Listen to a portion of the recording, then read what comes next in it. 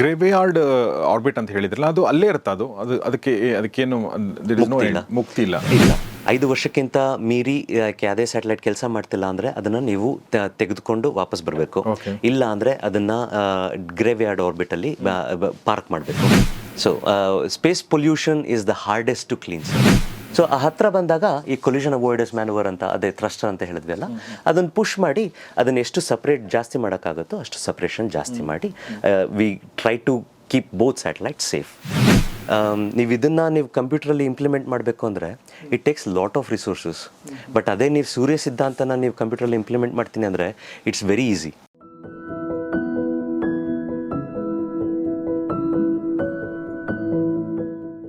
ನಾವು ಮತ್ತೆ ವಾಪಸ್ ಸ್ಯಾಟಲೈಟ್ ಬಗ್ಗೆ ಬರೋದಾದರೆ, ಸ್ಪೇಸ್ ಬಗ್ಗೆ ಬರೋದಾದರೆ, ನಾವು ಯಾವಾಗಲೂ ಕೇಳ್ತಿರ್ತೀವಿ ಆರ್ಬಿಟ್ ಅಂತೇಳಿ, ಕಕ್ಷೆ ಅಂತ ಕನ್ನಡದಲ್ಲಿ ಕರಿತೀವಿ ನಾವು. ಸೊ ಒಂದು ರಾಕೆಟ್ ಒಂದು ಸ್ಪೇಸ್ ಕ್ರಾಫ್ಟನ್ನು ಲಾಂಚ್ ಮಾಡುತ್ತೆ. ಆಮೇಲೆ ಅದು ಸ್ಪೇಸ್ ಕ್ರಾಫ್ಟ್ ಅಥವಾ ಸ್ಯಾಟಲೈಟ್, ಅದು ನನಗೆ ಕರೆಕ್ಟಾಗಿ ವರ್ಡ್ಗಳು ಗೊತ್ತಿಲ್ಲ, ನೀವು ಕರೆಕ್ಟಾಗಿ ಅದನ್ನ ಟರ್ಮಿನಾಲಜಿ ಹೇಳಿ, ಅದು ಹೋಗಿ ಆರ್ಬಿಟಲ್ಲಿ ಕೂತ್ಕೊಂಡ್ಮೇಲೆ ಅದು ಸುತ್ತಕ್ಕೆ ಶುರು ಆಗುತ್ತೆ ಅಂತ ಹೇಳಿ. ಏನಿದು ಆರ್ಬಿಟ್ಟು, ಹೇಗೆ ಇದನ್ನು ಯಾರು ಡಿಸೈಡ್ ಮಾಡ್ತಾರೆ ಅನ್ನೋದ್ರ ಬಗ್ಗೆ ಹೇಳ್ಬೋದಾ ಶ್ರೀನಿವಾಸ್? ಆರ್ಬಿಟ್ ಅಂದರೆ ಸರ್, ಲೈಕ್ ನಿಮಗೆ ಈಗ ಒಂದು ಚೆಂಡು ಎಸೆದ್ರೆ ಮೇಲೆ ಹೋಗಿ ಕೆಳಗೆ ಬರುತ್ತೆ ಅಂತ ಗೊತ್ತು ಅಲ್ಲ? ಸೊ ಏನಕ್ಕೆ ಬರುತ್ತೆ? ಗುರುತ್ವಾಕರ್ಷಣೆಯಿಂದ ಅದು ಕೆಳಗೆ ಬರುತ್ತೆ. ನಾನು ಜೋರಾಗಿ ಎಷ್ಟಷ್ಟು ಅದು ದೂರ ಹೋಗಿ ಕೆಳಗೆ ಬರುತ್ತೆ. ಬಟ್ ಎಷ್ಟು ಜೋರಾಗಿ ಎಸೆದ್ರೆ 9.1 km/s ಅಷ್ಟು ವೇಗದಲ್ಲಿ ನಾನು ಎಸೆದ್ರೆ ಅದು ಎಷ್ಟು ದೂರ ಹೋಗುತ್ತೆ ಅಂದರೆ ಭೂಮಿ ಸರ್ಫೇಸ್ ಏನಿದೆ ಅದ್ರದ್ದು ಆಚೆ ಹೋಗುತ್ತೆ, ದಾಟ್ಕೊಂಡು ಹೋಗುತ್ತೆ. ಬಟ್ ಅದು ಗುರುತ್ವಾಕರ್ಷಣೆಯಿಂದ ಅದು ಇನ್ನೂ ಯಾವಾಗಲೂ ಕೆಳಗೆ ಬರ್ತಾನೆ ಇರುತ್ತೆ.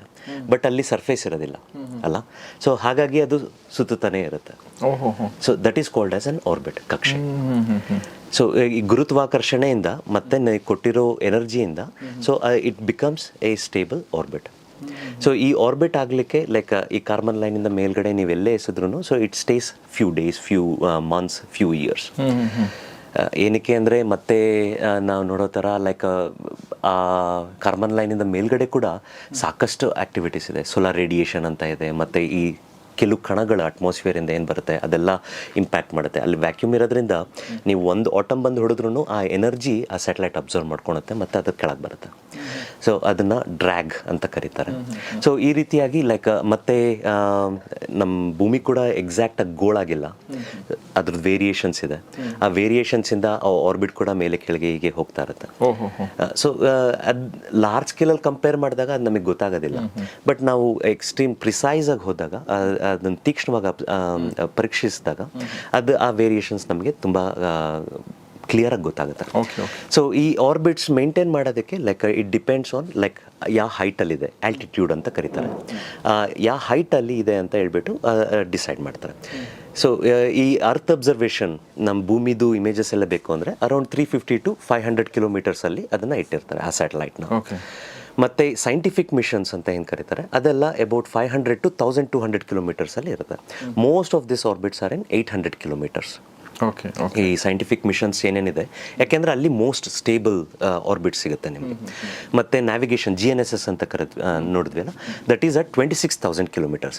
ಯಾತಕ್ಕೆ 26,000 kilometers? ಅಲ್ಲಿ ನಿಮಗೆ ಎಕ್ಸಾಕ್ಟ್ಲಿ ದಿಸಕ್ಕೆ 2 ಸಲ ಸುತ್ತುವಂಥ ಕಕ್ಷೆ ಸಿಗುತ್ತೆ. ಮತ್ತು 42,000 kilometers ಅಲ್ಲಿ ನಿಮಗೆ ದಿಸಕ್ಕೆ ಎಕ್ಸಾಕ್ಟ್ಲಿ ಒಂದು ಆರ್ಬಿಟ್, ಭೂಮಿ ಹೇಗೆ ಸುತ್ತುತ್ತೋ ಅದೇ ರೀತಿಯಾದ ಒಂದು ಕಕ್ಷೆ ಸಿಗುತ್ತೆ. ಸೊ ಈ ರೀತಿಯಾಗಿ ಅಪ್ಲಿಕೇಶನ್ ಮೇಲೆ ಎಷ್ಟು ಹೈಟಲ್ಲಿ ನಾವು ಆರ್ಬಿಟ್ ನೀಡಬೇಕು ಅಂತ ಡಿಸೈಡ್ ಮಾಡ್ತೇವೆ. ಈಗ ಸ್ಪೇಸ್ ಕ್ರಾಫ್ಟು ಮತ್ತು ಸ್ಯಾಟಲೈಟು ಇದಕ್ಕೆಲ್ಲ ವ್ಯತ್ಯಾಸ ಇದೆಯಾ? ಸ್ಪೇಸ್ ಕ್ರಾಫ್ಟ್ ಮತ್ತು ಸ್ಯಾಟಲೈಟ್ ಇಟ್ಸ್ ಸಿನೋನಿಮ್, ಅವೆರಡಕ್ಕೂ ಒಂದೇ ಅದರ ಅರ್ಥ.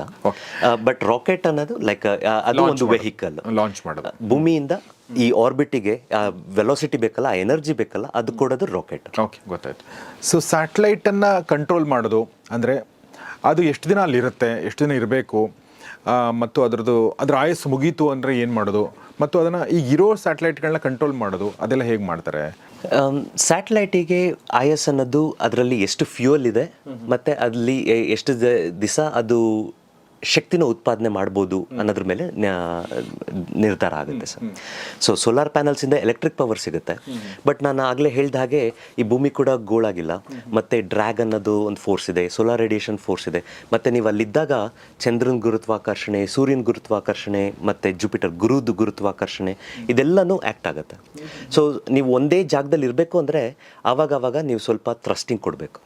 ಸೊ ಆ ಥ್ರಸ್ಟರ್ಸ್ ಕೊಡೋದಕ್ಕೆ ಲೈಕ್ ಅಗೈನ್ ಯು ಕ್ಯಾಲ್ಕುಲೇಟ್ ಎಷ್ಟು ಫೋರ್ಸ್ ಅದ್ರ ಮೇಲೆ ಆ್ಯಕ್ಟ್ ಆಗಿದೆ, ನಾನು ಎಷ್ಟು ಡಿವಿಯೇಟ್ ಆಗಿದ್ದೀನಿ ನನ್ನ ಕಕ್ಷೆಯಿಂದ, ಮತ್ತು ಆ ಕಕ್ಷೆಗೆ ಬರಲಿಕ್ಕೆ ನನಗೆ ಎಷ್ಟು ಫೋರ್ಸ್ ಬೇಕು ಅನ್ನೋದ್ರ ಮೇಲೆ ಫೋರ್ಸ್ ಪ್ರೆಷರ್ನ ನಾವು ಥ್ರಸ್ಟರ್ಸ್ ಮೂಲಕ ಕೊಡ್ತೀವಿ. ಯಾವ ಥರ ಕೊಡ್ತೀರಾ ಅದನ್ನು? Thrusters like is already part of the satellite. ಅದನ್ನು ಗ್ರೌಂಡ್ ಕಂಟ್ರೋಲಿಂಗ್ ಅಂತ ಕರೀತಾರಲ್ಲ, ಆ ಗ್ರೌಂಡ್ ಕಂಟ್ರೋಲಿಂಗಿಂದ ಟೆಲಿಕಮ್ಯಾಂಡಿಂಗ್ ಅಂತ ಮಾಡ್ತಾರೆ. ಟೆಲಿಕಮ್ಯಾಂಡಿಂಗ್ ಅಂದರೆ ನೀವು ಈ ಡಿಶಸ್ ನೋಡಿರ್ಬೋದು, ದೊಡ್ಡ ದೊಡ್ಡ ಡಿಶಸ್ ನೋಡಿರ್ಬೋದು. ಈ ಡಿಶಸ್ ಮೂಲಕ ಅದಕ್ಕೆ ಸಿಗ್ನಲ್ ಕಳಿಸ್ತಾರೆ. ಈ ಸಿಗ್ನಲ್ ಕಳಿಸಿ ಇಷ್ಟು ನಿಮಿಷ ಇಷ್ಟು ಸೆಕೆಂಡಿಗೆ ಇಷ್ಟು ಥ್ರಸ್ಟ್ ಕೊಡಬೇಕು ನೀನು ಅಂತ ಅದಕ್ಕೆ ಕಮ್ಯಾಂಡ್ ಕಳಿಸ್ತಾರೆ. ಆ ಕಮ್ಯಾಂಡ್ ರಿಸೀವ್ ಆದಮೇಲೆ ಅದು like it executes that command and then sends the confirmation that is called as telemetry. So telecommanding and telemetry it's called TT&C. So this is what happens in Hassan. MCF ಇದೆಲ್ಲ, master control facility ಇದೆಲ್ಲ, ಇದನ್ನ ಈ master control facility ಮೂಲಕ ಅದನ್ನ controlling ಮಾಡ್ತಾರೆ. ಈ controlling ಮಾಡೋದು ಕೂಡ so it becomes very complex certain of a time. ನೀವು ಏನೂ ಇಲ್ದಲೇ ಇದ್ದಾಗ ನೀವು you can only estimate the natural forces and then see that like okay I am moving. But ಇವಾಗ ನಾವು ಮುಂಚೆ ನೋಡಿದ ಹಾಗೆ 28,000 ಆಬ್ಜೆಕ್ಟ್ಸ್ ಇರೋದ್ರಿಂದ sometimes you have to avoid it. ನೀವು ಬ್ಯಾಂಗ್ಳೂರ್ ಟ್ರಾಫಿಕ್ ಅವಾಯ್ಡ್ ಮಾಡಿದ ಹಾಗೆ so you have to move around certain objects and satellites. So ಇದನ್ನು ಕೊಲಿಷನ್ ಅವಾಯ್ಡೆನ್ಸ್ ಮ್ಯಾನುವರ್ಸ್ ಅಂತ ಕರೀತಾರೆ. ಸೊ ಇವೆರಡೂ ಲೈಕ್ ಕಂಬೈನ್ ಆಗಿ ಸ್ಯಾಟಲೈಟ್ ಆಪರೇಷನ್ಸ್ ಅಂತ ಮಾಡ್ತಾರೆ. ಈ ಫ್ಯೂಯಲ್ ಎಷ್ಟಿರುತ್ತೋ ನಾವು ಎಷ್ಟು ಕಮ್ಯಾಂಡ್ ಕಳಿಸ್ಬೋದು ಅದು ಸ್ಯಾಟಲೈಟ್ ಲೈಫ್ ಟೈಮ್ ಡಿಟರ್ಮೈನ್ ಮಾಡುತ್ತೆ. It's about 3 to 8 years from different altitude ranges. So 8 years ಆದಮೇಲೆ ಲೈಕ್ ಈಗ ಹೊಸ ರೂಲ್ ಏನಿದೆ ಅಂದರೆ you have to move it away. Like ಈ ಇನ್ನೂ ಜಾಸ್ತಿ ಕ್ರೌಡ್ ಮಾಡಬಾರ್ದಲ್ಲ, ಪೊಲ್ಯೂಷನ್ ಆಗಬಾರ್ದು ಸ್ಪೇಸ್ ಅಂತ ಹೇಳ್ಬಿಟ್ಟು ಅದನ್ನು ಲೈಕ್ ಗ್ರೇವ್ ಯಾರ್ಡ್ ಆರ್ಬಿಟ್ ಅಂತ ಕರೀತಾರೆ. ತುಂಬ ಹೈಟಲ್ಲಿದ್ದರೆ 2,000 kilometer ಮೇಲ್ಗಡೆ ಇದ್ದರೆ ಅದನ್ನು ಗ್ರೇವ್ ಯಾರ್ಡ್ ಆರ್ಬಿಟ್ನಲ್ಲಿ ಪಾರ್ಕ್ ಮಾಡಬೇಕು ಅದನ್ನು. ಸೊ ಅಲ್ಲಿ ಅದು 10,000 ವರ್ಷ ಇರ್ಬೋದು, 1,00,000 ವರ್ಷ ಇರ್ಬೋದು, ಅದು ಅಲ್ಲೇ ಸುತ್ತಾ ಇರುತ್ತೆ. ಇನ್ನು 2,000 kilometer ಕೆಳಗಿದ್ದರೆ ಅದನ್ನು ಎಂಟ್ರಿ ಅಂತ ಕರೀತಾರೆ. ಸೊ ಅಟ್ಮಾಸ್ಫಿಯರಿಗೆ ವಾಪಸ್ ತೊಗೊಂಬಂದು ಅದನ್ನು ಸುಟ್ಟು ಹಾಕಬೇಕು. ಸೊ ಅದು ಎಂಟ್ರಿ ಡಿಮೈಸ್ ಅಂತ ಕರೀತಾರೆ ಅದನ್ನು. ಸೊ ಇವೆರಡು ಮೆಥಡಾಲಜಿನ ಲೈಕ್ ಈಗ ಇಂಟರ್ನ್ಯಾಷನಲ್ ಆರ್ಗನೈಸೇಷನ್ಸ್ನ ಪ್ರಿಸ್ಕ್ರೈಬ್ ಮಾಡ್ತದೆ. ಇಲ್ಲಿ ಯಾವುದೇ ರೀತಿಯಾದ ರೆಗ್ಯುಲೇಷನ್ಸ್ ಇಲ್ಲ, ಬಟ್ ಎಲ್ಲ ಕಂಪನಿಗಳು ಅದನ್ನು ಪಾಲಿಸೋದಕ್ಕೆ ಪ್ರಯತ್ನ ಪಡ್ತಾ ಇದ್ದಾರೆ. ಯಾರು ಇಂಟರ್ನ್ಯಾಷನಲ್ ಏಜೆನ್ಸಿ ಅಂದರೆ ಇದಕ್ಕೆ? UN ಇರ್ಬೋದು ಸರ್, ಇಲ್ಲ ಮತ್ತು IADC ಅಂತ ಒಂದು ಕಮಿಟಿ ಇದೆ, ಮತ್ತು ಇನ್ನೊಂದು LTS ಅಂತ long term space sustainability committee ಅಂತ ಒಂದಿದೆ, ಮತ್ತು ವರ್ಲ್ಡ್ ಎಕನಾಮಿಕ್ ಫೋರಮ್ ಅವರು ಪ್ರಿಸ್ಕ್ರೈಬ್ ಮಾಡ್ತಿದ್ದಾರೆ. ಇಲ್ಲ ಎಲ್ಲ ದೇಶಗಳ ಏಜೆನ್ಸಿನೇ ಸೇರಿಕೊಂಡು ಒಂದು ಒಕ್ಕೂಟ ಮಾಡ್ಕೊಂಡಿದೆ. So space agencies like IAC ಅಂತ, ಇಂಟರ್ನ್ಯಾಷನಲ್ ಆಸ್ಟ್ರೋನಾಟಿಕಲ್ ಫೆಡರೇಷನ್, IAF ಅವ್ರ IAC ಅಂತ ಕರೀತಾರೆ. ಸೊ ಈ ಎಲ್ಲ ಒಕ್ಕೂಟಗಳು like they are studying this in more detail and they are coming up with the guidelines. Okay, graveyard orbit ಅಂತ ಹೇಳಿದ್ರಲ್ಲ, ಅದು ಅಲ್ಲೇ ಇರುತ್ತೆ, ಅದಕ್ಕೇನು ಮುಕ್ತಿ ಇಲ್ಲ ಅಂದರೆ ಯಾವ್ದಾದ್ರು ಒಂದು ಧೂಮಕೇತುನೋ ಇಲ್ಲ ನ್ಯಾಚುರಲ್ ಎಕ್ಸ್ಟ್ರಾ ನ್ಯಾಚುರಲ್ ಫಿನೋಮಿನನ್ ಆದರೆ ಸೊ ಆವಾಗ ಮಾತ್ರ ಆ ಸ್ಯಾಟಲೈಟ್ಸ್ ಹೋಗುತ್ತೆ. ಇಲ್ಲ ಅಂದರೆ ಭೂಮಿ ಇದ್ದಾಗೆ ಇರುತ್ತೆ, ಅದು ಇದ್ದಾಗೆ ಇರುತ್ತೆ ಅಂದರೆ it takes lakhs together years. So space pollution is the hardest to clean sir. ಯಾಕೆಂದರೆ ನೇಚರ್ ಅಲ್ಲಿ ಅಷ್ಟು ಸ್ಟ್ರಾಂಗ್ ಆಗಿ ಇಲ್ದಲೇ ಇರೋದ್ರಿಂದ, ನಮ್ಮ ಭೂಮಿ ಮೇಲೆ ನೇಚರ್ ಸ್ಟ್ರಾಂಗ್ ಆಗಿರೋದ್ರಿಂದ ಇಟ್ ಕರೆಕ್ಟ್ಸ್ ಇಟ್ ಸೆಲ್ಫ್. ನೇಚರಲ್ಲಿ ಇಟ್ಸ್ ಸೂರ್ಯ, ಚಂದ್ರ ಮತ್ತು ಧೂಮಕೇತು ಇಲ್ಲ ಮತ್ತೊಂದು ಈ ಥರ ಏನೇ ಆಸ್ಟ್ರಾಯ್ಡ್ಸ್ ಇಲ್ಲ ಮಿಟಿರಾಯ್ಡ್ಸ್ ಅಂತ ಏನು ಕರೀತಾರೆ, they have to help us clean this space. ಅಷ್ಟೇ. ಅದನ್ನು ತೋರಿಸ್ಬೋದಾ ನೀವು ಆ ಥರ ಒಂದು ಸ್ಪೇಸ್ ಪೊಲ್ಯೂಷನ್ ಬಗ್ಗೆ ಮತ್ತು ಏನು ಹೇಳಿ ಸ್ಪೇಸ್ ಡೆಬ್ರೀಸ್ ಬಗ್ಗೆ? ಸೊ ಇದು ಒಂದು ಇರಿಡಿಯಂ ಮತ್ತು ಕಾಸ್ಮೋಸ್ ಅಂತ 2 ಸ್ಯಾಟಲೈಟ್ ಸರ್. ಇರಿಡಿಯಂ ಸ್ಯಾಟಲೈಟ್ ಬಂದು US ಕಮ್ಯುನಿಕೇಷನ್ ಸ್ಯಾಟಲೈಟ್, ಅದೇ ಆಗಲೇ ಹೇಳಿದ್ವಿ ಅಲ್ಲ, ಕಮ್ಯುನಿಕೇಷನ್ 77 ಸ್ಯಾಟಲೈಟ್ಸ್ ಇದೆ ಅಂತ. ಮತ್ತು ಕಾಸ್ಮೋಸ್ ಬಂದು ರಷ್ಯನ್ ಸ್ಪೈ ಸ್ಯಾಟಲೈಟ್. ಅವೆರಡೂ ಫೆಬ್ರವರಿ 2009 ಇಸ್ವಿಯಲ್ಲಿ they collided and produced tens of thousands of objects and particles. ಕಕ್ಷೆಯಲ್ಲಿ ಹೇಳ್ದಾಗೆ ಭಾಳಷ್ಟು ಬೇರೆ ಫೋರ್ಸಸ್ ಇರೋದ್ರಿಂದ ಅದು ಅಲ್ಲೇ ಸುತ್ತಾ ಇರೋದಿಲ್ಲ, ಅದು ಪೂರ್ತಿ ಭೂಮಿನ ಆಕ್ರಮಿಸ್ಕೊಂಡು ಆ ಆರ್ಬಿಟ್ಸು 2 ವರ್ಷ ಆಗೋಷ್ಟರಲ್ಲಿ ಲೈಕ್ ಪೂರ್ತಿ ಭೂಮಿನ ಆವರಿಸ್ಕೊಂಡಿತ್ತು. ಆವಾಗ ಯಾವುದೇ ರೀತಿಯಾದ ಕೊಲಿಷನ್ ವಾರ್ನಿಂಗ್ ಇಲ್ದಲೇ ಇದ್ದಂಥ ಸ್ಯಾಟಲೈಟ್ಗಳಿಗೂ ಪ್ರತಿ ತಿಂಗಳು like you have to move ಅಂತ ವಾರ್ನಿಂಗ್ಸ್ ಬರ್ತಾಯಿತ್ತು. ಸೊ ಈ ವಾರ್ನಿಂಗ್ಸ್ ಬಂದಾಗ ಏನಾಗುತ್ತೆ, so it reduces the amount of fuel on board ಅಲ್ಲ. ಸೊ ಹಾಗಾಗಿ ನಿಮ್ಮ ಸ್ಯಾಟಲೈಟ್ ಲೈಫ್ ಟೈಮ್ ಕಡಿಮೆ ಆಗುತ್ತೆ, ಅದರಿಂದ ನಿಮ್ಗೆ ಉಪಯೋಗನೂ ಕಡಿಮೆ ಆಗುತ್ತೆ, ಅದರಿಂದ ಮತ್ತೆ ನಿಮಗೆ ಏನು ಹೇಳ್ತಾರೆ ಕಾಸ್ಟ್ ಕೂಡ ಲೈಕ್ ಜಾಸ್ತಿ ಆಗ್ತಾ ಹೋಗುತ್ತೆ. ಲೈಕ್ ಅದನ್ನು ಅವಾಯ್ಡ್ ಮಾಡಲಿಕ್ಕೆ ಈ ಥರ ಪಾರ್ಟಿಕಲ್ಸ್ ಬಂದಾಗ ಎನ್ವಿಸ್ಯಾಟ್ ಅಂತ ಮತ್ತೆ ಇನ್ನೊಂದು ಯುರೋಪಿಯನ್ ಸ್ಯಾಟಲೈಟು, ಮತ್ತು ಇನ್ನೊಂದು ಅಪ್ಪರ್ ಸ್ಟೇಜ್ ಅಂದರೆ ಅದನ್ನೇ ಸ್ಯಾಟಲೈಟ್ ಬಿಟ್ಟಾದ್ಮೇಲೆ ರಾಕೆಟ್ ಇರುತ್ತೆ ಅಲ್ಲ, ಆ ರಾಕೆಟ್ ಅಲ್ಲೇ ಉಳ್ಕೊಳುತ್ತೆ, ಅದನ್ನು ಅಪ್ಪರ್ ಸ್ಟೇಜ್ ಅಂತ ಕರೀತಾರೆ. ಇದನ್ನು ಈ ಎರಡು ಕಕ್ಷೆಗಳು ಎಲ್ಲಿ ಮೀಟ್ ಆಗುತ್ತೆ ಅಂತ ಕಂಟಿನ್ಯೂಸ್ ಆಗಿ ಈ 28,000 ಆಬ್ಜೆಕ್ಟ್ಗೂ ನಾವು ಕ್ಯಾಲ್ಕುಲೇಟ್ ಮಾಡ್ತಾ ಇರ್ತೀವಿ. ಸೊ ಅದು ಎಲ್ಲರೂ ಹತ್ತಿರ ಬಂದಾಗ ಕೆಲವು ದೇಶಗಳು 25 ಕಿಲೋಮೀಟ್ರು ನಮಗೆ ಸಾಕು ಅಂತಾರೆ, ಇನ್ನು ಕೆಲವು ದೇಶಗಳು 50 ಕಿಲೋಮೀಟ್ರ್ ಸಾಕು ಅಂತ ಹೇಳ್ತಾರೆ. ಸೊ ಆ ಹತ್ತಿರ ಬಂದಾಗ ಈ ಕೊಲ್ಯೂಷನ್ ಅವಾಯ್ಡೆನ್ಸ್ ಮ್ಯಾನುವರ್ ಅಂತ, ಅದೇ ಥ್ರಸ್ಟರ್ ಅಂತ ಹೇಳಿದ್ವಿ ಅಲ್ಲ, ಅದನ್ನು ಪುಷ್ ಮಾಡಿ ಅದನ್ನು ಎಷ್ಟು ಸಪ್ರೇಟ್ ಜಾಸ್ತಿ ಮಾಡೋಕ್ಕಾಗುತ್ತೋ ಅಷ್ಟು ಸಪ್ರೇಷನ್ ಜಾಸ್ತಿ ಮಾಡಿ we try to keep both satellite safe. ಇನ್ನು ಡಬ್ರಿಸ್ ಬಗ್ಗೆ, ಅಂದರೆ ಸ್ಪೇಸ್ ಡಬ್ರಿಸ್, ಈಗ ನಾವು ಪೊಲ್ಯೂಷನ್ ಬಗ್ಗೆ ನಾವು ಮಾತಾಡ್ತಿರ್ತೀವಿ ಅಂದರೆ ಭೂಮಿ ಮೇಲೆ, ಬಟ್ ಸ್ಪೇಸಲ್ಲೂ ಕೂಡ ಪೊಲ್ಯೂಷನ್ ಆಗಿದೆ ಅನ್ನೋದ್ರ ಬಗ್ಗೆ ನಮಗೆ ಗೊತ್ತಿಲ್ಲ. ಐ ಮೀನ್ ಸೊ ಖಂಡಿತ sir, like 1958 first satellite launch ಆಯಿತು, ಬಟ್ ಅದಾದ ನಂತರ like we have been launching so many thousands of satellites, it's becoming really crowded. ಈಗ 2007 ಒಂದು ಕೊಲ್ಯೂಷನ್ ನೋಡಿದ್ವಿ, ಮತ್ತು 2009 ಚೈನಾ ಅವ್ರ ಆ್ಯಂಟಿ ಸ್ಯಾಟಲೈಟ್ ಮಿಸೈಲ್ನ ಟೆಸ್ಟ್ ಮಾಡಲಿಕ್ಕೆ they destroyed their own satellite. So ಇವೆರಡೂ ದೇ ಕ್ರಿಯೇಟೆಡ್ 10,500 ಆಬ್ಜೆಕ್ಟ್ಸ್ ಅಪ್ರಾಕ್ಸಿಮೇಟ್ಲಿ ಅಲ್ಲ. ಸೊ ಇದೇ ರೀತಿ ಲೈಕ್ ಈ ಆಬ್ಜೆಕ್ಟ್ಸ್ ಹೋಗಿ ಬೇರೆ ಸ್ಯಾಟಲೈಟ್ಸ್ಗೆಲ್ಲ ಕೊಲೈಡ್ ಮಾಡ್ತಾ ಇರುತ್ತೆ. ಸೊ ಅದು ಕೊಲ್ಯೂಷನ್ ಆಗಿ like it is predicted by 2100. So it is so much polluted, you won't be able to launch any new satellites. This is called space pollution. But ಈ space ಸಸ್ಟೈನಬಿಲಿಟಿಗೋಸ್ಕರ so they are looking after how to make it proper ಅಂತ. So ಈಗಿರೋ object count ಈ Y axis ಅಲ್ಲಿ ತೋರಿಸ್ತದೆ. ಈ time ಮುಂದಕ್ಕೆ ಹೋದಾಗೆ ಈ ಪ್ರೆಡಿಕ್ಷನ್ ಎಷ್ಟಾಗ್ತಿದೆ ಅಂತ. ಇಲ್ಲಿ ಗ್ರೇ ಲೈನ್ ಏನಿದೆ, so that is the prediction without, ನಾವು ಮುಂಚೆ ನೋಡಿದ ವಿಡಿಯೋದಲ್ಲಿ ವಿತೌಟ್ ಎನಿ ಮೆಷರ್ಸ್.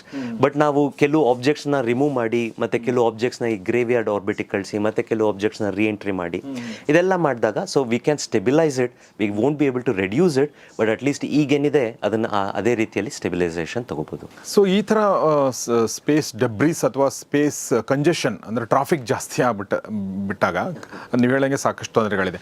ಇದನ್ನು ಕಡಿಮೆ ಮಾಡೋಕ್ಕೆ ಅಥವಾ ಇದನ್ನು ರೆಗ್ಯುಲೇಟ್ ಮಾಡೋಕ್ಕೆ ಇರುವಂಥ ಸ್ಯಾಟಲೈಟ್ಗಳನ್ನ ಸರಿ ಮಾಡೋಕ್ಕೆ ಏನು ಮೆಜರ್ಸ್ ತೆಗೆದುಕೊಂಡಿದ್ದಾರೆ? ಭಾರತ ಏನು ಮಾಡ್ತಾ ಇದೆ ಈ ಬಗ್ಗೆ? ಮುಂಚೆ ಹೇಳಿದಾಗೆ ಸರ್, ಲೈಕ್ ಕೆಲವೊಂದು ಕ್ರಮಗಳನ್ನ ಈ ಇಂಟರ್ನ್ಯಾಷನಲ್ ಏಜೆನ್ಸೀಸ್ ಏನಿದೆ ಅದು ಗೈಡ್ಲೈನ್ಸ್ ಕೊಟ್ಟಿದೆ. 5 ವರ್ಷಕ್ಕಿಂತ ಮೀರಿ ಯಾವುದೇ ಸ್ಯಾಟಲೈಟ್ ಕೆಲಸ ಮಾಡ್ತಿಲ್ಲ ಅಂದರೆ ಅದನ್ನು ನೀವು ತೆಗೆದುಕೊಂಡು ವಾಪಸ್ ಬರಬೇಕು, ಇಲ್ಲ ಅಂದರೆ ಅದನ್ನು ಗ್ರೇವ್ಯಾರ್ಡ್ ಆರ್ಬಿಟಲ್ಲಿ ಪಾರ್ಕ್ ಮಾಡಬೇಕು. ಸೊ ವಾಪಸ್ ತೊಗೊಂಬರ್ಬೇಕು ಅಂದರೆ ಅದನ್ನು ಹೋಗಿ ಕ್ಯಾಪ್ಚರ್ ಮಾಡ್ಕೊಳೋದು ಒಂದು ಮೆಥಡಾಲಜಿ, ಇಲ್ಲ ಅಂದರೆ ಇನ್ನೊಂದು ಸ್ಯಾಟಲೈಟ್ ಕಳಿಸಿ ಅದನ್ನು ಪುಷ್ ಮಾಡಿ ಮತ್ತೆ ಭೂಮಿ ಕಡೆಗೆ ತಳ್ಳೋದಾಗಲಿ, ಸಾಕಷ್ಟು ಬೇರೆ ವಿಧಾನಗಳನ್ನ engineers and scientist they are exploring. One of the method is active capturing or docking ಅಂತ. ಸೊ ಯಾವುದೋ ಒಂದು ನಿಷ್ಕ್ರಿಯವಾಗಿರುವಂಥ ಸ್ಯಾಟಲೈಟ್ ಇದ್ದಾಗ ಒಂದು ಆ್ಯಕ್ಟಿವ್ ಸ್ಯಾಟಲೈಟ್ ಕಳಿಸಿ ಅದನ್ನು ಡಾಕ್ ಮಾಡಿ, so you grab it and bring it back to earth. ISRO ಮಾಡ್ತಾ ಇದೆಯಾ ಅದನ್ನು? ಸೊ ಸ್ಪ್ಯಾಡೆಕ್ಸ್ ಅಂತ ಹೇಳಿಬಿಟ್ಟು sir, like the latest mission, it has been launched by ISRO and this is one of its kind in the entire world and they have successfully demonstrated just recently 1-2 days ago. They demonstrated the robotic arm docked with the actual payload and then it also performed the operation. It's a demonstration mission, but they showcase that like it is possible. It is successful ಆದರೆ sir, India will take a upper hand in bringing back many dead objects and contribute towards the space sustainability more effectively. ಇದೆಲ್ಲ ಹೇಳ್ಬೇಕಾದ್ರೆ ನನಗೆ ಇನ್ನೊಂದು ಪ್ರಶ್ನೆ ನನ್ನ ಮನಸ್ಸಿಗೆ ಬಂತು. ಅದೇನೆಂದರೆ, ನಾವು ಭಾರತದ ಒಂದು ಪುರಾತನವಾದ ನಮ್ಮ ಸೈಂಟಿಸ್ಟ್ಗಳ ಬಗ್ಗೆ ನಾವು ಮಾತಾಡ್ತಿರ್ತೀವಿ, ಆರ್ಯಭಟ ಈ ಥರ ವ್ಯಕ್ತಿಗಳ ಬಗ್ಗೆ ಮಾತಾಡ್ತಿರ್ತೀವಿ. ಇನ್ನು ಒಂದು ಪುಸ್ತಕ ಕೂಡ ನೆನಪು ಬರುತ್ತೆ, ಸೂರ್ಯ ಸಿದ್ಧಾಂತ ಅಂತ ಹೇಳಿ. ಅಂದರೆ ಆಮೇಲೆ ನಮ್ಮ ಪಂಚಾಂಗಗಳೆಲ್ಲ ಭಾಳಷ್ಟು ನಮ್ಮ ಹಳೆ ಕಾಲದ ಇನ್ವೆನ್ಷನ್ಗಳ ಮೇಲೆ ಅದ್ರ ಮೇಲೆ ಡಿಪೆಂಡ್ ಆಗಿರುವಂಥದ್ದು. ಸೊ ನನ್ನ ಪ್ರಶ್ನೆ ಏನಂತಂದರೆ, ಈ 1958 ಮೊದಲನೇ ಸ್ಯಾಟಲೈಟ್ ರಷ್ಯಾದಿಂದ ಆಗಿರುವಂಥದ್ದು ಅಲ್ವಾ? ಹೌದು, ಸ್ಪುಟ್ನಿಕ್. ಸ್ಪುಟ್ನಿಕ್. ಅದಕ್ಕಿಂತ ಮುಂಚೆ ಭಾರತದ ಕಾಂಟ್ರಿಬ್ಯೂಷನ್ ಏನಿತ್ತು ಅಂದರೆ, ನಾನು ಹೇಳೋದು to understand space, to understand the ಏನು ಹೇಳಿ distance between various objects. Space ಅನ್ನೋದು ಸರ್, ನಾವು ಮಾತಾಡೋ ಹಾಗೆ like it requires both the worlds. One is engineering world and another one is the scientific world. Scientific world ಅಂದರೆ ನಾನು ಏನು ಕರಿತೀನಿ ಅಂದರೆ like the mathematics and the physics behind it, ಅದನ್ನು ಅರ್ಥ ಮಾಡ್ಕೊಳೋದು. ಇಲ್ಲ ನಾವು ಹೈಸ್ಕೂಲ್ನಲ್ಲಿ ಟ್ರಿಗ್ನೋಮೆಟ್ರಿ ಅಂತ ಓದ್ತೀವಿ. ಸೊ ಆ ಟ್ರಿಗ್ನೋಮೆಟ್ರಿ ಹೇಗೆ ಬಂತು, ಆ ಲಾಸ್ ಎಲ್ಲ ಹೇಗೆ ಕೆಲಸ ಮಾಡುತ್ತೆ. ಸೊ ಇಟ್ ಈಸ್ ಯೂನಿವರ್ಸಲ್ ಅಲ್ಲ. So that is the science part. ಮತ್ತು ಆ ಸೈನ್ಸ್ ಉಪಯೋಗಿಸ್ಕೊಂಡು ಈ ಟ್ರಿಗ್ನೋಮೆಟ್ರಿ ನಂಗೆ ಗೊತ್ತು, ಇವಾಗ ನಾನು ಆ ಕ್ಯಾಮ್ರಾ ಸ್ಟ್ಯಾಂಡ್ ಮಾಡಬೇಕು, ಇಲ್ಲ ಅದನ್ನು ಆ ತ್ರಿಕೋನಾಕಾರವಾಗಿ ಹೇಗೆ ಇಡಬೇಕು, ಅದನ್ನು ನಾನು ಮೆಟೀರಿಯಲಲ್ಲಿ ಡಿಸೈನ್ ಮಾಡೋದು ಇಂಜಿನಿಯರಿಂಗ್ ಪಾರ್ಟ್. ಸೊ ಸ್ಪೇಸ್ ಅಂತ ಬಂದಾಗ ಇವೆರಡೂ ಭಾಳ ಮುಖ್ಯ. ಸೊ ಇಂಜಿನಿಯರಿಂಗಲ್ಲಿ ಸಕ್ಸಸ್ ನೋಡಿದ್ದು ಫಸ್ಟು 1958ನಲ್ಲಿ. ಬಟ್ ಸೈನ್ಸ್ ಪಾರ್ಟ್ ಅಂತ ಬಂದಾಗ it is like way older sir, ಭಾಳ ಪುರಾತನವಾದದ್ದು. ನಮ್ಮ ಭಾರತದಲ್ಲಿ like we were very fortunate. ಎಲ್ಲರಿಗೂ ಗೊತ್ತು ಆರ್ಯಭಟ ಝೀರೋ ಕಂಡಿಡಿದ್ರು ಅಂತ. But Aryabhata has formulated much more advance mathematics even 2200-2500 years ago. ಅವರ ಶಿಷ್ಯ ಒಬ್ಬರು ಬರೆದದ್ದು ಸೂರ್ಯ ಸಿದ್ಧಾಂತ. ಯಾರು? ಸೊ ಲಾತದೇವ ಅಂತ ಆರ್ಯಭಟ ಶಿಷ್ಯ ಒಬ್ಬರು ಸೂರ್ಯ ಸಿದ್ಧಾಂತನ ಈ ಫಸ್ಟ್ ಫಾರ್ಮುಲೇಟೆಡ್. ಓಕೆ. ಸೊ ಇಲ್ಲಿ ನಾವು ಅದನ್ನು ಟ್ರಿಗ್ನೋಮೆಟ್ರಿ ಅಂತ ಏನು ಕರೆದ್ವಿ sir. So based on that one like the western or the modern science of astronomy ಏನಿದೆ that evolved. But Surya Siddhanta is 7-8 century BC, ಕ್ರಿಸ್ತಪೂರ್ವ 8ನೇ ಶತಮಾನದಲ್ಲಿ ರಚಿಸಿದಂಥ ಸಿದ್ಧಾಂತ. It has ಎವಾಲ್ಡ್ as well. But ಆ ಟೈಮ್ನಲ್ಲೇ ದೇ ಹ್ಯಾವ್ ಐಡೆಂಟಿಫೈಡ್ 5 ಗ್ರಹಸ್. 5 ಗ್ರಹಗಳನ್ನ ಅವರು ಆಗಲೇ ಐಡೆಂಟಿಫೈ ಮಾಡಿದರು. ಮಂಗಳ, ಬುಧ, ಬೃಹಸ್ಪತಿ ಇಲ್ಲ ಗುರು ಅಂತ ಏನು ಕರಿತೀವಿ, ಮತ್ತು ಶುಕ್ರ ಮತ್ತು ಶನಿ. ಈ ಸೈಂಟಿಫಿಕ್ ಪಾರ್ಟ್ ಅಂತ ಏನಿದೆ ಲೈಕ್ ಈ ಸೈಂಟಿಫಿಕ್ ಪಾರ್ಟ್ ಲೈಕ್ ಭಾಳ ಹಿಂದಿಂದ ಅದು ಎವಾಲ್ವ್ ಆಗಿದೆ ಮತ್ತು ಮೆಚೂರ್ ಆಗಿದೆ. ಇವನ್ ಮಾಡರ್ನ್ ಡೇ ಆಸ್ಟ್ರೋನಮಿ ಮತ್ತು ಆಸ್ಟ್ರೋ ಡೈನಮಿಕ್ಸ್ ಎಲ್ಲ ತಗೊಂಡಾಗ ಸೊ ಕೆಪ್ಲರ್ ಲಾಸ್ ಇರ್ಬೋದು, ಗೆಲಿಲಿಯನ್ ಲಾಸ್ ಇರ್ಬೋದು, ಗಾಷಿಯನ್ ಲಾಸ್ ಅಂತ ಏನು ಹೇಳ್ತಾರೆ, ಇದೆಲ್ಲ ಯುರೋಪಿಯನ್ ರಿಸರ್ಚರ್ಸ್ ಮತ್ತು ಮ್ಯಾಥಮೆಟಿಷಿಯನ್ಸ್ ಇನ್ 16th-15th ಸೆಂಚುರಿಯಲ್ಲಿ ಎವಾಲ್ವ್ ಆಗಿರೋದು. ಮತ್ತು ನಮ್ಮ ಭಾರತದಲ್ಲಿ ತಗೊಂಡಾಗ same set of mathematics var ಎವಾಲ್ಡ್ 2500-2800 years ago. That is ಕ್ರಿಸ್ತಪೂರ್ವ 8ನೇ ಶತಮಾನದಲ್ಲಿ 7ನೇ ಶತಮಾನದಲ್ಲಿ ಎವಾಲ್ವ್ ಆಗಿರೋದು. ಲಾತದೇವ ಅಂತ ಆರ್ಯಭಟ ಶಿಷ್ಯ. ಸೊ ಹಿ ಇನಿಷಿಯಲಿ ಫಾರ್ಮುಲೇಟೆಡ್ ಸೂರ್ಯ ಸಿದ್ಧಾಂತ. ಸೂರ್ಯ ಸಿದ್ಧಾಂತ ಅಂದರೆ ಸೂರ್ಯನ ಚಲನವಲನನ ಗ್ರಹಿಸುವಂಥ ಮ್ಯಾಥಮ್ಯಾಟಿಕ್ಸ್. ಸೊ ಅವರು 8ನೇ ಶತಮಾನ ಕ್ರಿಸ್ತಪೂರ್ವದಲ್ಲೇ 5 ಗ್ರಹಗಳಿದೆ ಅಂತ ಅದನ್ನು ಪರಿಗಣಿಸಿ, ಅಂದರೆ like it's not invention but it is A Discovery. They discovered that like there are these 5 grahas, not 9 planets as in the modern science we know, but because of the observation limitation. ಈಗ ಟೆಲಿಸ್ಕೋಪ್ಗಳು ದೊಡ್ಡದಾಗಿದೆ, ಆವಾಗ ಬರೀ ಕಣ್ಣಲ್ಲೇ ಅವ್ರು ನೋಡಬೇಕಾಗಿತ್ತು. ಬರೀ ಕಣ್ಣಲ್ಲೇ ಅವ್ರು 5 ಗ್ರಹಗಳನ್ನು identify ಮಾಡಿ ಆ ಗ್ರಹಗಳದ್ದು ಸೂರ್ಯನ ಸುತ್ತೋ ಡ್ಯೂರೇಷನ್ ಎಷ್ಟು ಅಂತ ಕ್ಯಾಲ್ಕುಲೇಟ್ ಮಾಡಿದರು. ಈ ಟೇಬಲ್ ನೀವು ಏನು ನೋಡ್ತೀರಾ ಅಂದರೆ ಮಾರ್ಸ್, ಮರ್ಕ್ಯೂರಿ, ಮಂಗಳ ಮತ್ತು ಬುಧ ಸೂರ್ಯನ ಸುತ್ತೋದಕ್ಕೆ ಎಷ್ಟು ದಿವಸ ತಗೊಳುತ್ತೆ ಅಂತ. ಮೊದಲನೇ ಕಾಲಮ್ನಲ್ಲಿ ನೀವು ಸೂರ್ಯ ಸಿದ್ಧಾಂತದಲ್ಲಿ ಕ್ಯಾಲ್ಕುಲೇಟ್ ಮಾಡಿರುವಂಥ ಡ್ಯೂರೇಷನ್ನು, ಮತ್ತು ಇಲ್ಲಿ ಈ ಮಾಡರ್ನ್ ಸೈನ್ಸ್ ಉಪಯೋಗಿಸ್ಕೊಂಡು ಮಾಡರ್ನ್ ಕಂಪ್ಯೂಟರ್ಸ್ ಉಪಯೋಗಿಸ್ಕೊಂಡು ಕ್ಯಾಲ್ಕುಲೇಟ್ ಮಾಡಿರುವಂಥ duration. Mars was calculated to be 686 ದಿನ 23 ಗಂಟೆ 56 ನಿಮಿಷ. ಇವಾಗ ವೆರಿ ಪ್ರಿಸೈಸ್ ಅಬ್ಸರ್ವೇಷನ್ಸಿಂದ ನಾವು ಕಂಡುಕೊಂಡಿರೋದೇನು ಅಂದರೆ it is exact number of days, exact number of hours, but just about 26 minutes different. So 2 ವರ್ಷ ಡ್ಯೂರೇಷನಲ್ಲಿ 26 ನಿಮಿಷ ಅಷ್ಟೊಂದು ವ್ಯತ್ಯಾಸ ಅಲ್ಲ. Without any kind of clock watch ಇರ್ಬೋದು, ಇಲ್ಲ ಸ್ಟಾಪ್ ವಾಚ್ ಇರ್ಬೋದು, ಇಲ್ಲ ಮೊಬೈಲ್ ಇಲ್ದಲೇ ಇರ್ಬೋದು, ಈವನ್ ಟೆಲಿಸ್ಕೋಪ್ ಇಲ್ದಲೇ they were able to predict the motion of this planets so precisely. One of the most amazing part ಬಂದು ಸ್ಯಾಟ್ರನ್. ಇದು ಬಹಳ ದೂರ ಇದೆ ಸೂರ್ಯನಿಂದ, ಶನಿ ಗ್ರಹ. ಸೊ ಇಟ್ ಟೇಕ್ಸ್ ಅಬೌಟ್ 29 ವರ್ಷ ಅಪ್ರಾಕ್ಸಿಮೇಟ್ಲಿ ಅದು ಸೂರ್ಯನ ಸುತ್ತ ಒಂದು ಸುತ್ತೋದಕ್ಕೆ. ಅಂದರೆ 10,765 ದಿವಸ ತೊಗೊಳುತ್ತೆ. ಈಗ ಮಾಡರ್ನ್ ಡೇಲಿ ನಾವು ಕ್ಯಾಲ್ಕುಲೇಟ್ ಮಾಡೋದೇನು ಅಂದರೆ 10,759 ದಿವಸ, 6 ದಿವಸ ವ್ಯತ್ಯಾಸ ಅಷ್ಟೇ ಸರ್. 30 ವರ್ಷದಲ್ಲಿ 6 ದಿವಸ ಮಾತ್ರ ವ್ಯತ್ಯಾಸ. ಅಷ್ಟು ನಿಖರವಾಗಿ ಪ್ರೆಡಿಕ್ಟ್ ಮಾಡುವಂಥ ಸಿದ್ಧಾಂತ ಅದು. ಅಂದರೆ ಸಿದ್ಧಾಂತ it's nothing but A formulation. A set of formulation is called ಸಿದ್ಧಾಂತ. ಅದನ್ನು ಮಾಡಲಿಕ್ಕೆ so they created their own time scales. ಇವಾಗ ನಿಮಗೆ ಸೆಕೆಂಡ್ಸ್, ಮಿನಿಟ್ಸ್, ಅವರ್ಸ್, ಡೇಸ್ ಅಂತೆಲ್ಲ ಯೂನಿಟ್ಸ್ ಇದೆ, ಯೂನಿಟ್ಸ್ ಆಫ್ ಟೈಮ್. ಬಟ್ ನಮ್ಮ ಯೂನಿಟ್ ಅಲ್ಲ ಅದು. ನಾವು ಕ್ಷಣ, ನಿಮಿಷ, ಗಂಟೆ ಅಂತ ಏನು ಕರೆದ್ರೂ ನಮ್ಮ ಭಾಷೆಯಲ್ಲಿದೆ ಅದಕ್ಕೆ. ಬಟ್ ನಮ್ಮ ಯೂನಿಟ್ಸ್ ಬಂದು ಸೂರ್ಯ ಸಿದ್ಧಾಂತದಲ್ಲಿ ಮೂರ್ತ ಮತ್ತು ಅಮೂರ್ತ ಅಂತ 2 ಕ್ಯಾಟಗರೀಸ್ ಮಾಡ್ತಾರೆ. ಅಮೂರ್ತ ಅಂದರೆ ಲೈಕ್ ಮೆಷರ್ ಮಾಡೋಕ್ಕಾಗ್ದಲೇ ಇರೋದು. ಭಾಳ ಚಿಕ್ಕದಿರ್ಬೋದು, ಭಾಳ ದೊಡ್ಡದಿರ್ಬೋದು. ಅದರಲ್ಲಿ 2 ಬರುತ್ತೆ. ಒಂದು ತ್ರುತಿ ಭಾಳ ಚಿಕ್ಕದು, ಮತ್ತು ಇನ್ನೊಂದು ಯುಗ ಭಾಳ ದೊಡ್ಡದು. ಇವೆರಡೂ ಅಮೂರ್ತ. ಬಟ್ ಮೂರ್ತದಲ್ಲಿ ಈ ಕ್ಷಣ, ಮಿನಿಟ್ಸ್, ಅವರ್ಸ್ ಅಂತ ಏನು ಹೇಳಿದ್ವಿ ಅಲ್ಲ, ಅದರಲ್ಲಿ ಪ್ರಾಣ, ಪಾಲ, ಘಟಿಕ ಮತ್ತು ನಕ್ಷತ್ರ, ಹೌತ್ರ ಅಂತ ಬರುತ್ತೆ. ಸೊ ಪ್ರಾಣ ಅಂದರೆ ಸೆಕೆಂಡ್ ಲೆಕ್ಕದಲ್ಲಿ ಬರುತ್ತೆ, ಪಾಲ ಅಂದರೆ ಒಂದು ನಿಮಿಷದ ಲೆಕ್ಕದಲ್ಲಿ ಬರುತ್ತೆ, ಘಟಿಕ ಅಂದರೆ ಒಂದು ಗಂಟೆ ಲೆಕ್ಕದಲ್ಲಿ ಬರುತ್ತೆ. 60 ಘಟಿಕ ಹಾಕಿದ್ರೆ ಒಂದು ನಕ್ಷತ್ರ, ಹೌತ್ರ. ಇವತ್ತು ಕೂಡ ಇಟ್ ಈಸ್ ವೆರಿ ಅಕ್ಯುರೇಟ್. 60 ಘಟಿಕಾಸ್ is equal to 1 day, that is 1440 minutes. Okay. So it's exactly that's how it was measured. ಗತಿಕ ಅಂದ್ರೇನು? 60 ಪಾಲಾಸ್ ಅಂದರೆ 24 ನಿಮಿಷ ಅಪ್ರಾಕ್ಸಿಮೇಟ್ಲಿ, ಅದು ಒಂದು ಘಟಿಕ. ಆಮೇಲೆ ತೃತಿ ಅಂತ ಹೇಳಿದಾಗ ನೀವು ತೃತಿ ಅಂತ ಕೂಡ ಕಂಡುಹಿಡಿದ ಮಾಡಿದ್ರಲ್ಲ ಅದ್ರದ್ದು.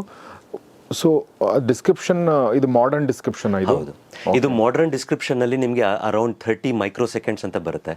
ಬಟ್ ಅದರಲ್ಲಿ ಅವರು ಎಲ್ಲನೂ ಶ್ಲೋಕದ ಮೂಲಕ ಹೇಳ್ತಿದ್ರಲ್ಲ, ಆ ಶ್ಲೋಕದಲ್ಲಿ ಹೇಳೋದೇನು ಅಂದರೆ, ಒಂದು ಚಿಟ್ಟೆ ಬಡಿತ ಇಲ್ಲ ಒಂದು ರೆಪ್ಪೆ ಬಡಿತ ಎಷ್ಟಿರುತ್ತೋ ಅದು ಒಂದು ತೃತಿ ಅಂತ ಹೇಳ್ತಾರೆ. ಕ್ಷಣ ಬೇರೆ ಸ್ಕೇಲ್ ಬರುತ್ತೆ ಸರ್. ಇದು ಸೂರ್ಯ ಸಿದ್ಧಾಂತದ ಸ್ಕೇಲ್ ಬರೋದ್ರಲ್ಲಿ ಅದನ್ನು ತೃತಿ ಅಂತ. ಕ್ಷಣ ಬಂದು ಲೈಕ್ ಸೆವರಲ್ ತೃತೀಸ್. ಸೊ ಅವರು ಒಂದು 18 ಯೂನಿಟ್ ಮಾಡಿದ್ದಾರೆ ಸೂರ್ಯ ಸಿದ್ಧಾಂತದಲ್ಲಿ. ಬೇರೆ ಬೇರೆ ಅಪ್ಲಿಕೇಶನ್ಗೆ ಬೇರೆ ಬೇರೆ ಯೂನಿಟ್ಸ್ ತೊಗೊತಾರೆ. ಬಟ್ ಗ್ರಹಗಳು ಬಂದಾಗ ಈ ಯೂನಿಟ್ಸ್ ತೊಗೊತಾರೆ. ಸೊ ಇದು ಏನಕ್ಕೆ ಉಪಯೋಗಕ್ಕೆ ಬರುತ್ತೆ ನಮಗೆ ಅಂದರೆ, ಈ ಗ್ರಹಗಳ ಚಲನೆ ಇರ್ಬೋದು, ಸ್ಯಾಟಲೈಟ್ ಚಲನೆ ಇರ್ಬೋದು, ಎರಡೂ same mathematics, same physics. So ಹಾಗಾಗಿ ನಾವು ಕ್ಯಾಲ್ಕುಲೇಟ್ ಮಾಡಬೇಕಾದ್ರೆ ಇದರಲ್ಲಿ ನಾವು ಟ್ರಿಗ್ನೋಮೆಟ್ರಿಕ್ ಬೇಸ್ಡ್ ಉಪಯೋಗಿಸ್ಕೊಂಡು ನಾವು ಸಾಲ್ವ್ ಮಾಡ್ತೀವಿ. ಅದರಲ್ಲಿ like they formulated something called as analytical scales. Analytical scales ಉಪಯೋಗಿಸ್ಕೊಂಡು ಸಾಲ್ವ್ ಮಾಡ್ತೀವಿ. ಯಾರು? ಸೂರ್ಯ ಸಿದ್ಧಾಂತದಲ್ಲಿ. So you can find many online materials relating to Surya Siddhanta. Unfortunately only translation which is available is from a Britisher from 18th century. That is the only translation still available. ಅದನ್ನು ಯಾರು ಸಂಸ್ಕೃತ ಗೊತ್ತಿರೋರು, ಇವಾಗ ಇನ್ನೂ ಸಾಕಷ್ಟು ತಿಳ್ಕೊಂಡಿರೋರು ಅದನ್ನು ಟ್ರಾನ್ಸ್ಲೇಟ್ ಏನಾದ್ರು ಮಾಡೋಕ್ಕೆ ಬಂದರೆ, it will be a huge contribution towards a scientific world. ಅದು ಕನ್ನಡದಲ್ಲಿ ಇಲ್ವಾ? ಅದು ಕನ್ನಡದಲ್ಲಿ ಇಲ್ಲ sir. You will get it in Sanskrit and you will get it in English. So it's the basis for all panchangas, all jyotishya shastra, all astrology. ಇದ್ರ ಮೂಲಕನೇ ಈಗಲೂ ಕೂಡ ಪಂಚಾಂಗದಲ್ಲಿ ಅಷ್ಟು ನಿಖರವಾಗಿ ಗ್ರಹಣ ಯಾವಾಗ ಆಗುತ್ತೆ, ಮತ್ತು ಈ ನಮ್ಮ ರಾಶಿಗಳ ಫಲ ಅಂತ ಏನು ಹೇಳ್ತಾರೆ, ಅದರಲ್ಲಿ ಗ್ರಹಗಳ ಪೊಸಿಷನ್ ಹೇಗಿದೆ, ಅದನ್ನೆಲ್ಲ ಅಷ್ಟು ನಿಖರವಾಗಿ ಏನಕ್ಕೆ ಕ್ಯಾಲ್ಕುಲೇಟ್ ಮಾಡ್ಬೋದು ಅಂದರೆ, ದಟ್ ಈಸ್ ಬಿಕಾಸ್ ಆಫ್ ಸೂರ್ಯ ಸಿದ್ಧಾಂತ. ಸೊ ಇದೊಂದು ಜೊತೆಗೆ ಇನ್ನೊಂದು ಟಾಲಮಿ ಅಂತ ಒಂದು ಇದೆಯಲ್ಲ, ಅವನು Greek mathematician. So he is from 2nd century AD, ಅಂದರೆ ಕ್ರಿಸ್ತಶಕ 2ನೇ ಶತಮಾನದಲ್ಲಿ ಗ್ರೀಕ್ ಮ್ಯಾಥಮೆಟಿಷಿಯನ್ ಟೊಲಮಿ ಅಂತ. He formulated independently in the similar fashion to compute the motion of the planets. ಅವರಲ್ಲೂ ನೋಡಿದಾಗ, so they were very similar. ಅವ್ರು 56 second ಅಂದರು, 31 ನಿಮಿಷ ಆಯಿತು, ಇಲ್ಲಿ 30 ನಿಮಿಷಕ್ಕೆ ಬಂತು. So his calculations were bit more accurate. But at that time, so the writing material and the inscriptions or prescriptions ಏನಿರುತ್ತೆ, ಮತ್ತು ನಾಲೆಡ್ಜ್ ಟ್ರಾನ್ಸ್ಫಾರ್ಮೇಷನ್ ಮೀಡಿಯಮ್ ಏನಿತ್ತು, that has evolved further. Surya ಸಿದ್ಧಾಂತಕ್ಕೂ ಟಾಲಮಿ ಸಿದ್ಧಾಂತಕ್ಕೂ ಅರೌಂಡ್ 800 to 900 years ಗ್ಯಾಪ್ ಇದೆ. So ಹಾಗಾಗಿ he was able to calculate the things bit more accurately, but it is similar basis. So that's amazing ಅಲ್ವಾ, ಹೇಗೆ ಮಾಡಿದ್ರು ಅಂತ. For example, ಈಗ ಶನಿನ ಸುತ್ತೋದನ್ನು 29 ವರ್ಷ ಅಂತ ಹೇಳಿದ್ರಿ ನೀವು. ಸೊ ಒಂದು ಲೈಫ್ ಟೈಮಲ್ಲಿ ಒಂದ್ಸಲ ಮಾತ್ರ ನೋಡೋಕ್ಕಾಗುತ್ತಲ್ವಾ? ಅಂದರೆ ನೀವು ಜಾಸ್ತಿ ದಿನ ಬದುಕಬೇಕಾಗುತ್ತೆ. 100 ವರ್ಷ ಬದುಕಿದ್ರೆ 3 ಸಲ ನೋಡ್ತೀರಾ. ಆಮೇಲೆ ಅವನಿಗೆ ಅರ್ಥ ಆಗಿ ಅದನ್ನು ಶುರು ಮಾಡಿದರೆ, ಈಗ 20 ವರ್ಷಕ್ಕೆ ಶುರು ಮಾಡಿದರೆ ಅವ್ನಿಗೆ 50 ವರ್ಷ ತನಕ ಕಾಯ್ಬೇಕು ಅವನು. ಹೌದು. ಇದು ಇಲ್ಲಿ ಬಂತು ಅಂದರೆ ಇದು 30 ವರ್ಷನೋ ಅಥವಾ 29 ವರ್ಷನೋ ಅಂಥೇಳಿ. ಸೊ ಇನ್ನೊಂದ್ಸಲ ಕಾಯಬೇಕು ಅಂದರೆ ಮತ್ತೆ ಅವನು 50ರಿಂದ 80 ವರ್ಷ ಆಗಬೇಕು ಅವನಿಗೆ. ಸೊ ಇಟ್ಸ್ ಇಲ್ಲ, ಶನಿ ಗ್ರಹ ನಿಮಗೆ ಸಾಕಷ್ಟು ಸಲ ಕಾಣುತ್ತೆ. ಅದು ಒಂದು ಸುತ್ತೋದಕ್ಕೆ 30 ವರ್ಷ ತಗೊಳುತ್ತೆ. ಬಟ್ ನಮ್ಮ ಭೂಮಿ ನಾವು ವರ್ಷಕ್ಕೊಂದ್ಸರ್ತಿ ಸುತ್ತೀವಿ ಅಲ್ಲ. ಸೊ ಹಾಗಾಗಿ we visit Shani multiple times in our lifetime. We visit Shani at least once every year.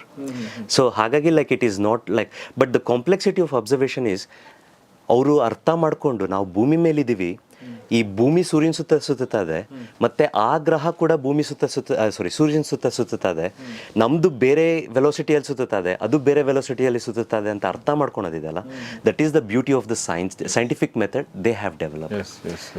So ಒಂದು ಲೈಫ್ ಟೈಮಲ್ಲಿ ಅಷ್ಟನ್ನು ಪೂರ್ತಿ ಲೈಕ್ ಗ್ರಹಿಸ್ಕೊಂಡು ಅದನ್ನು ಪ್ಯಾಸ್ಯುಲೇಟ್ ಮಾಡಿ ಅಂದರೆ ಲೈಕ್ ಅದನ್ನು ಒಂದು ಸಿಸ್ಟಮ್ಯಾಟಿಕ್ ವೇನಲ್ಲಿ ಅದನ್ನು ಅರ್ಥ ಮಾಡಿಕೊಂಡು ಮತ್ತು ಅದನ್ನು ಕ್ಯಾಲ್ಕುಲೇಟ್ ಮಾಡಿ that they came out of it. That is the beauty of the ancient science of Indian mythology ಅಂತ. Not mythology actually, it is actually siddhanta, it is actual mathematics, it is actual physics. But ಅದಕ್ಕೆ due credit ಎಲ್ಲ ಸಿಕ್ಕಿದೆಯಾ? ಖಂಡಿತ ಇಲ್ಲ. ಭಾಳಷ್ಟು ಜನಕ್ಕೆ ಅದು ಇದೆ ಅಂತ ಕೂಡ ಗೊತ್ತಿಲ್ಲ. ಈವನ್ ಎಜುಕೇಶನ್ ಫೀಲ್ಡಲ್ಲಿ ಅದನ್ನು ತೊಗೊಂಬರೋದಕ್ಕೆ, ಅದನ್ನು ಹೊರಗೆ ತೊಗೊಂಬರೋದಕ್ಕೆ ಯಾವುದೇ ರೀತಿಯ ಪ್ರಯತ್ನ ಆಗಿಲ್ಲ. ಹೌದಾ? ಸಿಲೆಬಸ್ ಅಲ್ಲಿ ಅದೆಲ್ಲ ಕರೆಕ್ಟಾಗಿ ಇನ್ಕ್ಲೂಡ್ ಆಗಿಲ್ಲ. ಸಿಲೆಬಸ್ಸಲ್ಲಿ ಇನ್ಕ್ಲೂಡ್ ಅಲ್ಲ, ಸಿಲೆಬಸ್ಸಿಂದ ಅದು ಒಂದು ಮೈಲಿ ದೂರದಲ್ಲಿದೆ. ಏನು ಅಂದರೆ ಲೈಕ್ ಇವಾಗ ನಾವು ಹೊಸ ಮಾಡರ್ನ್ ಮ್ಯಾಥಮೆಟಿಕ್ಸ್ ಏನು ಕಲಿತಾ ಇದ್ದೀವಿ, ಸೊ ಅದನ್ನೇ you can mirror it with ancient mathematics as well. ಯಾಕೆಂದರೆ ಕೆಲವೊಂದು it's so complex in the modern science. ನೀವು ಇದನ್ನು ನೀವು ಕಂಪ್ಯೂಟ್ರಲ್ಲಿ ಇಂಪ್ಲಿಮೆಂಟ್ ಮಾಡಬೇಕು ಅಂದರೆ it takes lot of resources. But ಅದೇ ನೀವು ಸೂರ್ಯ ಸಿದ್ಧಾಂತನ ನೀವು ಕಂಪ್ಯೂಟ್ರಲ್ಲಿ ಇಂಪ್ಲಿಮೆಂಟ್ ಮಾಡ್ತೀನಿ ಅಂದರೆ ಇಟ್ಸ್ ವೆರಿ ಈಸಿ. ಹೌದು. ಯಾಕೆ ಅಂದರೆ that is analytical formulation. Analytical formulas ಅಂದರೆ ಲೈಕ್ ನಿಮಗೆ x+y=5 ಅಂತ ಬರೀತಾರ, x=2 ಅಂತ ಕೊಟ್ಟಾಗ y=8 ಅಂತ ಬರುತ್ತೆ ಅಲ್ವಾ. ಸೊ ಆ ಥರ ನಿಮಗೆ ಅನಲಿಟಿಕಲ್ ಫಾರ್ಮುಲೇಸ್ ಇದ್ದಾಗ ಸಾಲ್ವ್ ಮಾಡೋದು ತುಂಬ ಸುಲಭ. ಬಟ್ ಇದರಲ್ಲಿ ಮಾಡಬೇಕು ಅಂದರೆ ನಾನಿವಾಗ ಇಲ್ಲಿದ್ದೀನಿ, ಇದಕ್ಕೆ ನಾನು ಇಷ್ಟು ಫೋರ್ಸ್ ಕೊಡ್ತೀನಿ, ಮತ್ತು ನಾನು 5 ಸೆಕೆಂಡ್ ಆದಮೇಲೆ ಎಲ್ಲಿರ್ತೀನಿ, ಮತ್ತು ಇನ್ನು 5 ಸೆಕೆಂಡ್ ಆದಮೇಲೆ ಎಲ್ಲಿರ್ತೀನಿ. So it's go step by step ಅಲ್ಲ. ಸೊ ಹಾಗಾಗಿ so it takes much resource consumption, it's higher. But when you have analytical formulations, it becomes very simpler. There are modern analytical formulations as well, but we should not forget that like the roots of it, where it came from. Alla. So yakendre they have missed many things, but they initiated and they came up with the systematic evaluation of this planetary motions and everything. That should not be forgotten. And that science is very important for evolving our future generations as well, or even the new technologies beyond it. So ನಮ್ಮ ಶ್ರೀನಿವಾಸ್ ಶೆಟ್ಟಿ ಅವ್ರ ಜೊತೆ ಮಾತಾಡಿದ್ವಿ. Space engineer, ಲಕ್ಸಂಬರ್ಗಲ್ಲಿ ಕೆಲಸ ಮಾಡ್ತಾ ಇದ್ದಾರೆ. ಮೈಸೂರಿನಲ್ಲಿ ಓದಿರುವಂಥವ್ರು, ಆಮೇಲೆ ಜರ್ಮನಿಯ ಮ್ಯೂನಿಚ್ನಲ್ಲಿ ಅವರು ಸ್ಟಡಿ ಮಾಡಿದಂಥವ್ರು. ಸಾಕಷ್ಟು ವಿಚಾರಗಳನ್ನ ಅವರು ನಮ್ಮ ಜೊತೆಗೆ ಶೇರ್ ಮಾಡ್ಕೊಂಡಿದ್ದಾರೆ. ಸೊ ನೆಕ್ಸ್ಟ್ ಮತ್ತೆ ಭಾರತಕ್ಕೆ ಬಂದಾಗ ಮತ್ತೊಂದು ಸಲ ನಾನು ಅವ್ರ ಜೊತೆ ಇಂಟರ್ವ್ಯೂ ಮಾಡಬಹುದು, based on the questions that you may have. Comment ಬಾಕ್ಸಲ್ಲಿ ನೀವೇನು ಬರೀತೀರಾ ಅನ್ನೋದ್ರ ಮೇಲೆ. ಅಷ್ಟು ಹೇಳ್ತಾ ಇನ್ನೂ ಒಂದಷ್ಟು ಅನ್ಎಕ್ಸ್ಪ್ಲೋರ್ಡ್ ಏರಿಯಾಸ್ಗಳು ಇದೆ ಅಂತ ಅನಿಸುತ್ತೆ ನಂಗೆ ಈ ಟಾಪಿಕಲ್ಲಿ. ಅದು ಒಬ್ಬ ಜನಸಾಮಾನ್ಯ ಪರ್ಸ್ಪೆಕ್ಟಿವಿಂದ, ವಿದ್ಯಾರ್ಥಿಗಳ ಪರ್ಸ್ಪೆಕ್ಟಿವಿಂದ, ಓಕೆ, ಸೈನ್ಸ್ ಪರ್ಸ್ಪೆಕ್ಟಿವಿಂದ, ಭಾರತದ ಪರ್ಸ್ಪೆಕ್ಟಿವಿಂದ. ಸೊ ಸಾಕಷ್ಟು ವಿಚಾರಗಳು ಬಾಕಿ ಉಳ್ಕೊಂಡಿವೆ. ಖಂಡಿತ ಅದ್ರ ಬಗ್ಗೆ ಮಾತಾಡ್ಬೋದು ಅಂತ ನನಗನ್ಸುತ್ತೆ. ಬಟ್ ಇಷ್ಟೊತ್ತು ನಮ್ಮ ಜೊತೆಗೆ ಶ್ರೀನಿವಾಸ್ ಶೆಟ್ಟಿ ಅವರು ಮಾತಾಡಿದ್ದು, ಸೊ ಅವ್ರಿಗೆ ತುಂಬ ಧನ್ಯವಾದಗಳು. ಥ್ಯಾಂಕ್ ಯು ವೆರಿ ಮಚ್ ನಮ್ಮ ಜೊತೆ ಇಷ್ಟೊತ್ತು ಟೈಮ್ ಸ್ಪೆಂಡ್ ಮಾಡಿದ್ದಕ್ಕೆ, ವೇದಿಕೆ ಕೊಟ್ಟಿದ್ದಕ್ಕೆ, ಸಮಯ ಕೊಟ್ಟಿದ್ದಕ್ಕೆ ತಮಗೂ ಕೂಡ ಧನ್ಯವಾದ ಸರ್. ಸೊ ಸ್ನೇಹಿತರೆ, ಇದು ದ ಆಸ್ಕ್ ಕಾರ್ಯಕ್ರಮದಲ್ಲಿ ನಾವು ಸೈನ್ಸ್ ಕುರಿತಾಗಿ ಮಾತಾಡ್ತಿರ್ತೀವಿ. ಶ್ರೀನಿವಾಸ್ ಅವ್ರ ಜೊತೆಗೆ ಮಾತಾಡಿದ್ವಿ. ಸೊ ಈ ಕುರಿತು ನಿಮ್ಮ ಪ್ರಶ್ನೆಗಳೇನಾದರೂ ಇದ್ದರೆ ದಯವಿಟ್ಟು ಅದನ್ನು ಕಮೆಂಟ್ ಬಾಕ್ಸಲ್ಲಿ ತಿಳಿಸಿ, ಅಥವಾ ನಿಮ್ಮ ಅನಿಸಿಕೆಗಳೇನಾದರೂ ಇದ್ದರೆ ಅದನ್ನು ಕೂಡ ಕಮೆಂಟ್ ಬಾಕ್ಸಲ್ಲಿ ತಿಳಿಸಿ, ಮತ್ತು ಎಲ್ಲ ವಿದ್ಯಾರ್ಥಿಗಳೊಂದಿಗೆ ಇದನ್ನು ಶೇರ್ ಮಾಡಿ. ಸ್ಪೇಸ್ ಸೈನ್ಸ್ ಅನ್ನೋದು ತುಂಬ ದೊಡ್ಡ ಮಟ್ಟದಲ್ಲಿ ಬೆಳೀತಾ ಇದೆ. ಭಾರತದಲ್ಲೂ ಅದು ತುಂಬ ದೊಡ್ಡ ಮಟ್ಟದಲ್ಲಿ ಬೆಳೆಯುವಂಥ ಅವಕಾಶಗಳಿದೆ.